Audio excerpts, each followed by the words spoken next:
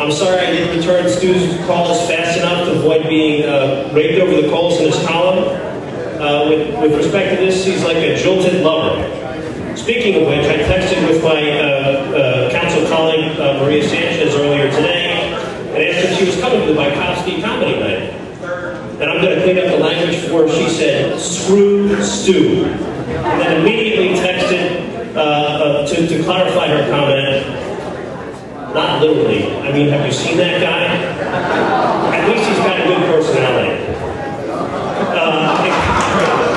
It's good to see Mayor Nutter here tonight. I have an exciting announcement the mayor has probably not yet heard. Ben and Jury are creating a flavor of ice cream in his honor. They asked the City Council to come up with the names. The obvious ones were already taken, Nutter Butter and Rocky Road.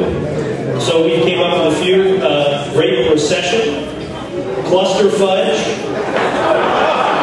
Nothing Accomplished, and Dummy Drive. Ben and Jury rejected Mayor Nutter's proposed names: Frozen Sugar Sweetened Dreams, Fudgy Budget Freeze, Milky Moose? Well, you know the mayor. If it moves, he wants the tax out. On a serious note, Mr. Mayor, I understand you and members of your administration just returned from a trip to Rio, which was all about making this city and other cities in the country green. Finally, a vision of the city that you and I can share for the next 4 years. On the green topic of energy efficiency, how many members of the mayor's administration does it take to change a light bulb? By my count, 43.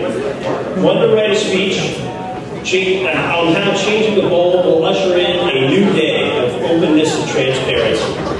One to write a press release about the mayor's bold action on light bulbs and how council should give back its light bulbs. 40 to watch it all at the press conference in the mayor's reception room as the mayor changes the light bulb.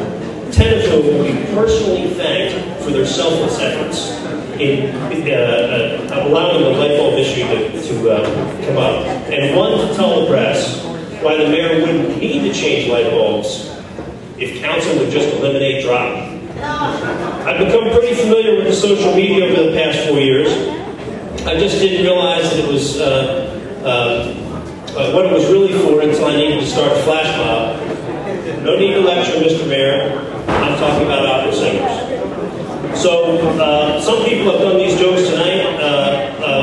You might be from South Philly if, you might be from Mayfair if, you might be from West Philly if, you might be a Philadelphia politician if you honestly believe that thousands of dollars are being spent on election day on expenses. You've switched parties to run for mayor and lost. You've retired for an entire day before going back to work at the same job. You have accepted donations from multiple PACs that, as far as you know, have absolutely nothing to do with each other. You might be a Philadelphia mayor if you show up at a lot of ribbon cuttings but rely on Bob Brady for the heavy lifting. Your solution to the school district deficit is to raise taxes.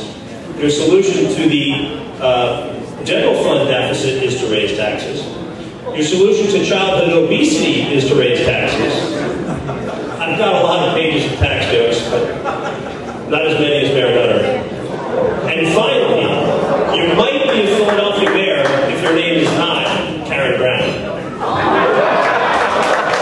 You might be a Philadelphia city councilman if your mama's Channel 64 is a favorite on a TV remote.